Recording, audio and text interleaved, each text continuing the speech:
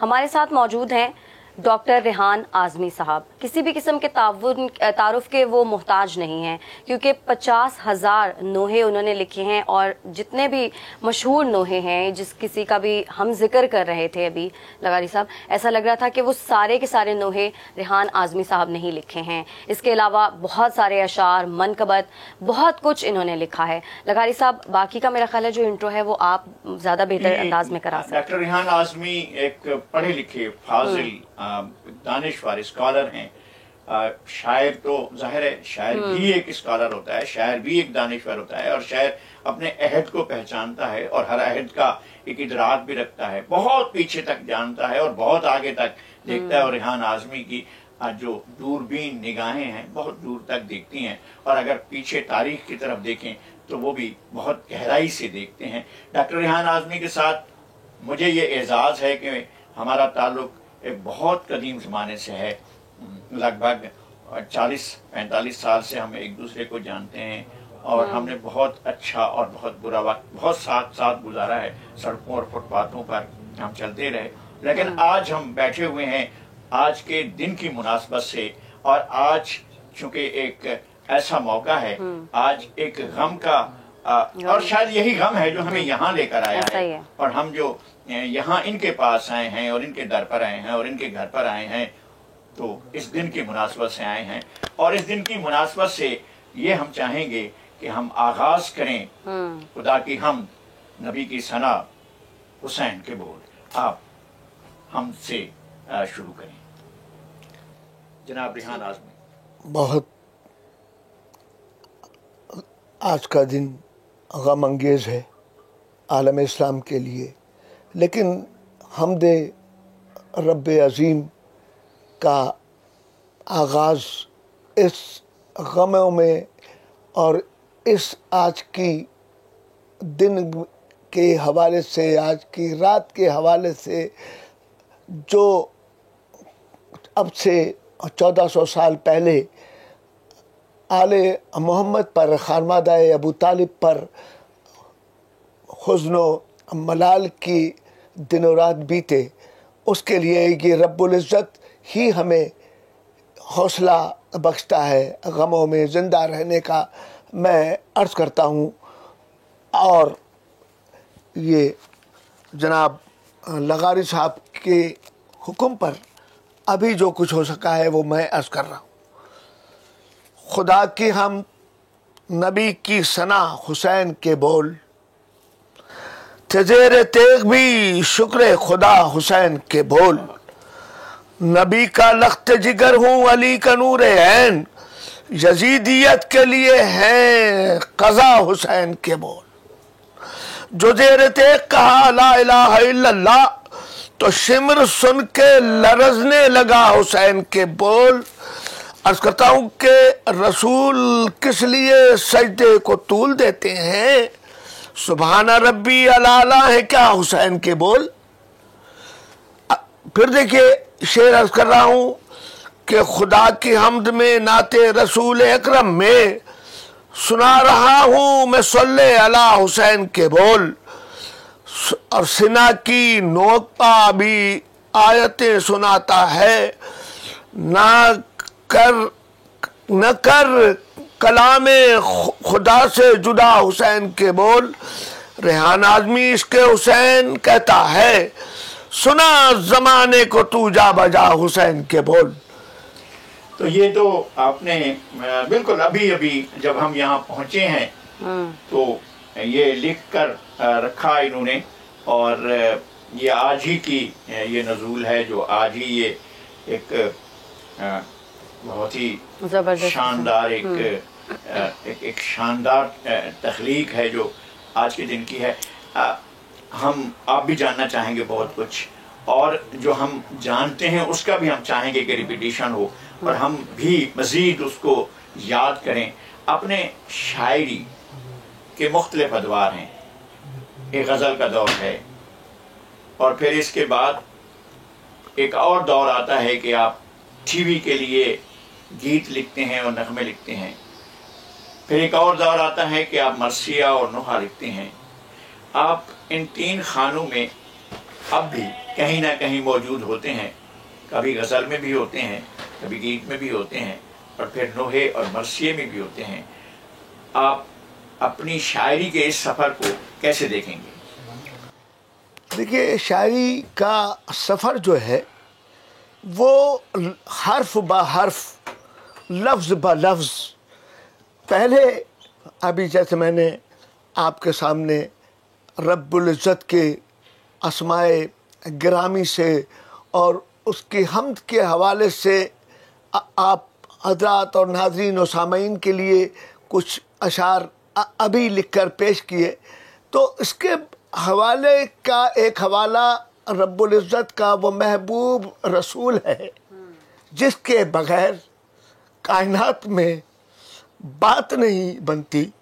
تو میں آپ کی اجازت سے نعت کے 2-3 اشعار پیش کرنے کی جسارت چاہوں گا۔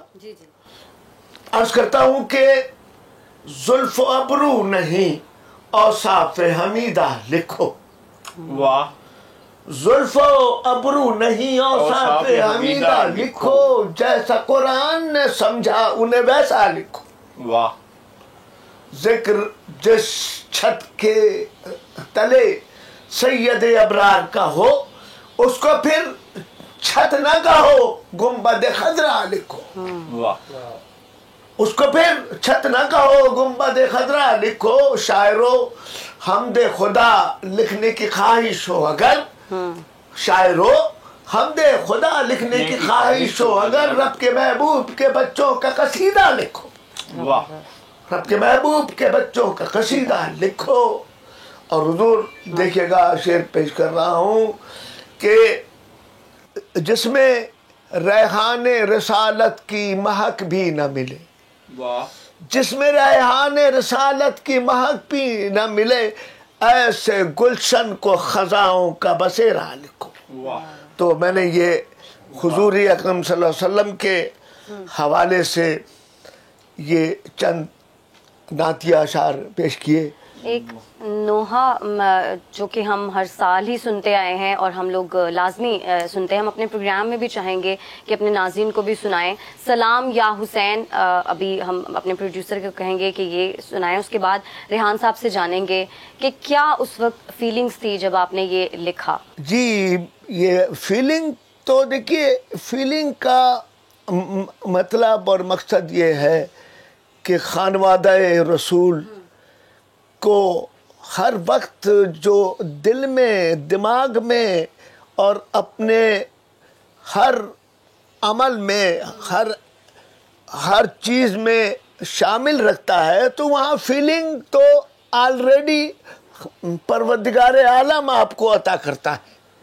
اور جہاں سلام یا حسین کا جو جملہ ہے، یہ سلام تو رحمت کے لیے ہوتا ہے، اور حسین رحمت کا جو ہے مجسمہ ہے، اور رحمت للعالمین کا خانوادہ ہے، رحمت للعالمین کا لہو ہے۔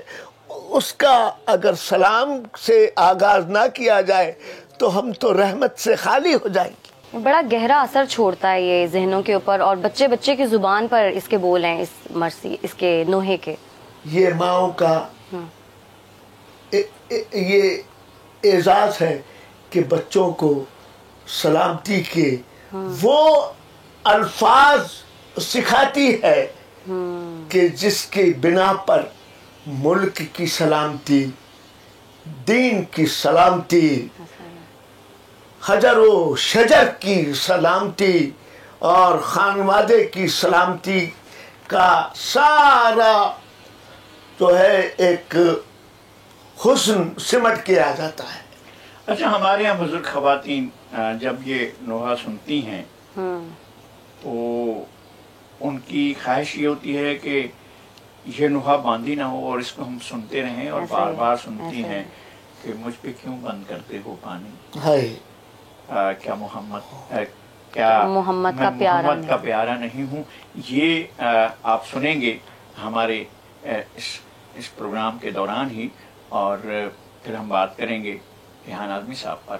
रेहान आज़मी साहब से। तो रेहान साहब, ये जो नुहा लिखा गया, प्यास को तो वो लिख सकेगा ना जिसको प्यास की शिद्दत का एहसास हो। बेशक बेशक। और प्यास क्या होती है? प्यास तो लगता है कि फुरात में भी थी। सर मैं अर्ज करूं प्यास तो शायद नहरे अलकमा में भी थी। बेशक। प्यास तो देखिए, प्यास का मतलब ये है कि करबला एक तशना लबों का इम्तहान थी। गाजी अब्बास का दरिया पर जाना और वहां से वापस आना, इसमें दो चीजें आप महसूस करेंगे कि प्यास को दरिया तक ले जाना आसान है, लेकिन प्यास को दरिया से ले आना कितना मुश्किल है। वाह। तो वो जो सकाए हरम, जो साकी कौसर का फर्जंद, जिसकी दादी, जिसकी के महल में कायनात का आबो नमक है, उसके सामने उसके बच्चे तशना लब हो, तो ये कितना बड़ा इम्तहान था जिसको मेरे इन अशार में मैंने ढालने की कोशिश की है कि देखिए, प्यास को दरिया पे ले जाना तो आसान है, लेकिन वहां से प्यास को वापस ले आना कितनी मुश्किल बात है। और उसी में एक शेर फिर मैंने कहा कि हाथों में जंजीर न हो तो सब कुछ आसान है, हाथों में जंजीर न हो तो सब कुछ आसान है, हाथ बंधे मैयत दफनाना कितना मुश्किल है। करबला में ये भी हुआ है कि बंधे हाथों से लाशें दफनाने के लिए भी लोगों को अपने सब्र का इम्तहान देना पड़ा है। आप सफ़र में रहते हैं, आप एक बरे आज़म से दूसरे बरे आज़म जाते हैं, आप यूरोप जाते हैं, आप कनाडा जाते हैं, अमेरिका जाते हैं, जहाँ भी जाते हैं वहाँ पर आपको वो लोग ज़रूर मिलते हैं जिन्होंने आपके नुहे सुने हैं। तो क्या फीलिंग होती है उनकी और क्या फीलिंग होती है आपकी? देखिए, फीलिंग के जैसे मैंने अभी आपको बताया कि फीलिंग जो होती है वो जो खानवादा अहले बैत से मोहब्बत रखते हैं, हुजूर अकरम सल्लल्लाहु अलैहि वसल्लम की आल से मोहब्बत रखते हैं, वो उनका जिक्र करने वाले को जब देखते हैं तो वो उनसे वालिहाना मोहब्बत का इजहार करते हैं। और वो जो जाकिर है उनका, वो भी अपने उन सामीन को, हाज़रीन को सुनकर ये समझता है कि वो अपने घर में मौजूद है, ये तो हमारे लोग हैं। खानवादा मोहम्मद व आले मोहम्मद को रब्बुल इज़्ज़त ने जब कह दिया कि मैं तुझसे राजी हुआ और अपनी रजा तुझे दे दी, तो वो कौन है? वो रसूल का ख़ानदान है। और ये इज़्ज़त, ये आबरू, ये मेरे रब के सिवा कौन अता कर सकता था? तो वही वजह है कि आज 1400 साल से ज़िक्र अहले बैत अपने पूरे तमतराक के साथ जारी व सारी है। इसको बड़े बड़े जालिम और दुश्मनाने इस्लाम जिसको रोक नहीं सके, मिटा नहीं सके, तो जभी तो कहा गया है ये गम की ताकत है कि गम रह जाता है, ये दुख की ताकत है कि दुख रह जाता है, ये आंसू की ताकत है कि आंसू रह जाता है। जबकि दुख को और गम को और रोती आंख को खामोश कराने वाले और बंद कराने की कोशिश करने वाले तो अपना सारा जोर लगाते हैं। सल्तनतों का जोर होता है, ताकत होती है।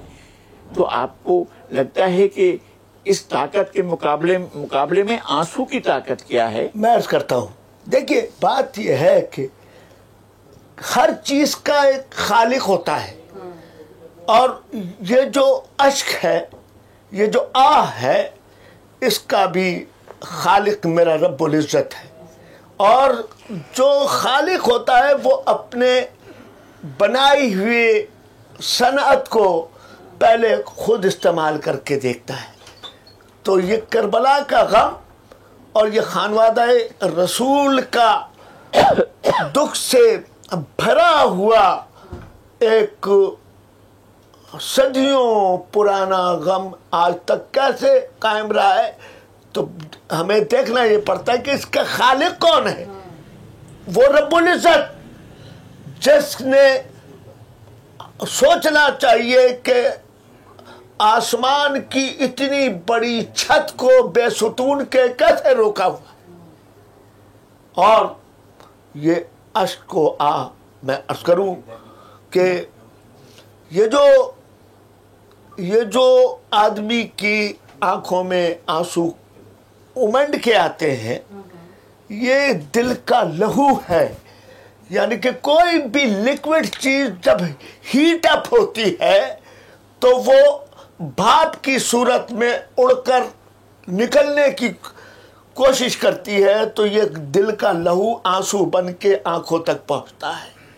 और जब ही कहा जाता है कि हम खून रो रहे हैं, हम उन अहले बैत अताहर के जिनके बच्चों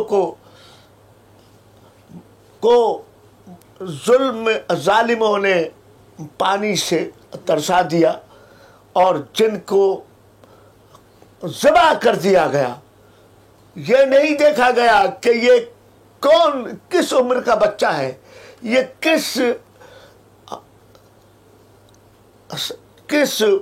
जवान का लाशा जमीन पर जो है तड़प रहा है। और लेकिन मेरा अहले बैत का कुनबा रसूल जो अपने रब से वादा करके आए थे कि ऐ मेरे मालिक, मैं तेरे दीन की हिफाजत में अपना घर दर सब कुर्बान कर दूंगा। इस पर हम एक नुहा सुनेंगे। क्या रहा खैमों में शाह के एक उदासी रह गई, सिर्फ रोने के लिए मोहम्मद की नवासी रह गई।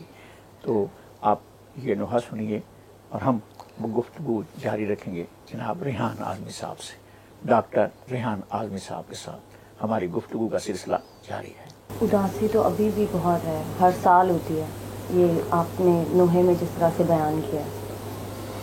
अजीब बात है कि ये गमे करबला कहने को उदास करने वाली सुबह शाम लेकर आती है, लेकिन मैं ये समझता हूँ कि ये रसूल की बेटी जनाब सैयदा के बच्चों के इस दर्द को हम बरसों इंतज़ार करते हैं, इतना हमें ईद का इंतज़ार नहीं होता। इसमें क्योंकि इसमें खुशनूदी रसूल व बतूल शामिल है, तो हर इस्लाम का मानने वाला और अपने रब्बुल इज़्ज़त के आगे सजदा रेज़ होने वाला इस उदासी से अपनी खुशी मुहैया करता है। ये अजीब बात है। आपने बहुत ही गुफ्तगू जो कि जाहिर है गम के लम्हे में बैठे हैं, दुख की घड़ी में बैठे हैं, और इस ख़ास लम्हे में हैं हम कि जहाँ गम और दुख और सदमा और तकलीफ़ हर आदमी हर ज़ीरू शिद्दत से महसूस करता है। लेकिन जिस दुख को, जिस गम को सैयदा ज़ैनब ने महसूस किया और जिस तरह से फिर आपने और वो नोहा लिखा जिसको सारी दुनिया में पढ़ा जाता है, ना रो ज़ैनब ना रो, मेरे जिगर के टुकड़े ना रो। तो ये नुहा सुने, हमारी बातचीत जारी है। बात ये है कि नुहा चल रहा है और आपने जैसा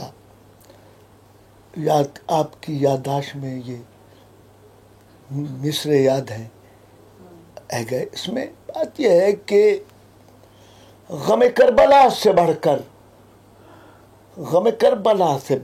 गम दोस्ता नहीं है। जो बयां करे न इसको वो ज़बां नहीं। वाह। और मुस्तफा ज़ैदी के इस मिसरे पर मैंने तज़मीन करते हुए कि मेरा घर तो करबला है, मैं ये बात कैसे कह दूं। अर्ज कर रहा हूं मिसरा, मेरा घर तो करबला है, मैं ये बात कैसे कह दूं। मेरे घर के रास्ते में कोई कहकशा नहीं। वाह वाह। मेरे घर के रास्ते में कोई कहकशा नहीं है। और फिर मेरे अश्क हैं अमानत, न लगाओ इनकी कीमत। वाह। मेरे अश्क है अमानत, ना लगाओ इनकी कीमत। न लगाओ इनकी कीमत। मेरे आंसुओं की कीमत तो ये आसमां नहीं है। मैं रेहान हूँ लहद में, मेरे सामने अली है गुलाम और आका कोई दरमिया। वाह। है गुलाम और आका कोई दरमिया नहीं है। ये जो नारो ज़ैनब नारो है, ये हम आज भी नोहा जब सुनते हैं तो बहुत तकलीफ होती है, उस तकलीफ को हम महसूस करते हैं। जिस वक्त आपने ये लिखा उस वक्त आपकी क्या फीलिंग्स थी? मेरी बहन, तकलीफ का महसूस होना यही तो मोहम्मद वाले मोहम्मद से प्यार है। अपने किसी बच्चे के उंगली में सुई चुभ जाए तो माँ का दिल कैसा तड़प जाता है। यही वो आले मोहम्मद से प्यार का आपका जरिया है।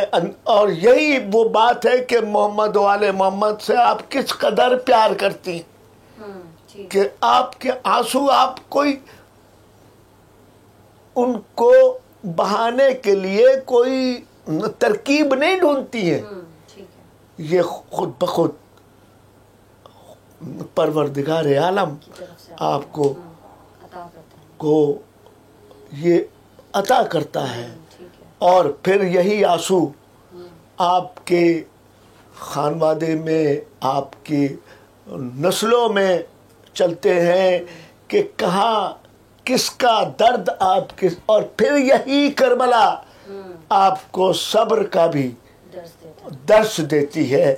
आपके जहन में वो करबला का मंजर भी जाता है कि वो भी तो माएँ थी जिनके सामने 6-6 महीने के बच्चे मार दिए गए, जिनका जवान बेटा शहीद कर दिया गया, जिनकी बच्ची के कानों से गोशवारे छीन लिए गए। डॉक्टर रेहान आज़मी साहब हमारे साथ मौजूद हैं। उन्हीं का लिखा हुआ एक नोहा, सर पे अगर सेहरा सजाना, भैया मुझे भूल ना जाना। लगारी साहब, जानना हम चाहेंगे कि जाहिर है कि क्या ये जब सुनते हैं तो बहुत दिल दुखता है।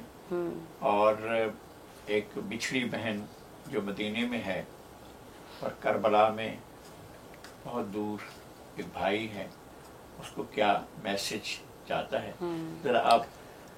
अनगारी साहब, मैं एक बाप भी हूँ और मेरा बेटा जब इस लायक हुआ कि उसके सर पर सेहरा सजाया जाता, उसके 2 भाई भी हैं, मासूम आज़मी और अरसलान आज़मी। उनको ये आरज़ू थी कि वो भी अपने भाई का सेहरा देखें, लेकिन मौत के बेरहम हाथों ने उनका ये अरमान पूरा नहीं होने दिया। और वो जब उसकी शादी का वक्त आया तो वो अपने खालिक हकीकी से जा मिला। और तो फिर मुझे ये कहना पड़ा अपने बच्चों के आवाज बनकर कि सर पे अगर सेहरा सजाना, भैया मुझे भूल ना जाना। और इसका बड़ा दुख है, ये सदमा इतना बड़ा होता है। हम आम लोग हैं और आम तरह से भी सोचते हैं, आम अंदाज में देखते हैं, और रसूले कायनात के ख़ानदान के साथ जो कुछ बीता और जो दुख बीते, जो गम बीता, जो सितम हुआ, जो जुल्म हुआ, उसको अगर हम याद करने बैठें तो वो एक बहुत बड़ी दास्तान है जो 14 सदियों से सुनाई जा रही है और सुनी जा रही है। ना दास्तान सुनाने वाला थकता है, ना दास्तान सुनने वाला थकता है।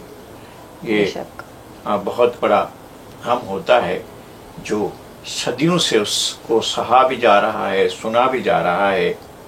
अच्छी नहीं ये बात, ना रोया करो बीबी, हमने सबने ये वहाँ सुना भी है और एक बार नहीं बार बार सुना है। तो ये आप नोहा कैसा लगता है आपको जब आप सुनते हैं, जब आपने लिखा, फिर जब इसको कहा गया, तो ये इसका एहसास कैसा है? लगारी साहब, ये बात यह है कि मेरे दोस्त नदीम सरवर इस नोहे के सुनाने वालों में है। मैं तो ये सोचता हूँ कि उन्होंने जब ये मैंने लिखा तो उन्होंने कैसे पढ़ा, कैसे कि एक बाप रुखसत हो रहा है मख्तल की जाने और बच्ची दामन उनका पकड़ कर कह रही है, बाबा क्या आज रात घर नहीं आएंगे? तो उस पर बाप ने कहा, अच्छी नहीं ये बात, ना रोया करो बीबी, पहलू में कभी माँ के भी सोया करो बीबी। तो अब आप अंदाजा करें तकलीफ कि इसको वो कौन संदिल होगा, वो कैसी माँ सब्र करने वाली होगी जो अपने, वो कैसा बाप होगा जो अपनी बच्ची से जुदा होते हुए उसको सब्र की तलकीन कर रहा है कि बेटा मैं तो आज नहीं हूँगा, तुम अपनी माँ के पास सो रहना। तो ये इसलिए ये वो साइकोलॉजिकल बातें हैं जो किस उम्र की बच्ची कैसे बोल सकती है। अगर मैं इसको किसी नौजवान के जुमले बनाकर कह देता तो इसका सारा जो है वो असर जायल हो जाता। किस उम्र की बच्ची कैसे बात करती अपने बाप से, जिसे मालूम है कि आज मेरा बाप वापस नहीं आएगा। सब्सक्राइब करें और बेल दबाएं ताकि कोई खबर रह न जाए।